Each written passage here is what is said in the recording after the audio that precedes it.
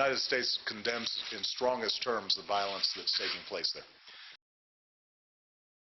We have been deeply engaged with our European partners as well as both the Ukrainian government and the opposition to try to assure that that violence ends. But we hold the Ukrainian government primarily responsible for making sure that it is dealing with peaceful protesters in an appropriate way, that the Ukrainian people are able to assemble and speak freely about their interests without fear of repression. And I want to be very clear that as we work through these next several days in Ukraine, that we are going to be watching very carefully, and we expect the Ukrainian government to show restraint, to not resort to violence in dealing with peaceful protesters. We've said that we also expect peaceful protesters to remain peaceful.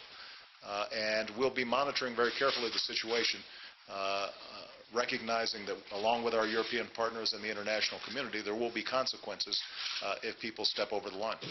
So the United States will continue to engage with all sides in the dispute in Ukraine. And ultimately, our interest is to make sure that the Ukrainian people can express their own desires. And we believe that a large majority of Ukrainians are interested in integration with Europe and the commerce and cultural exchanges that are possible for them to expand opportunity and prosperity.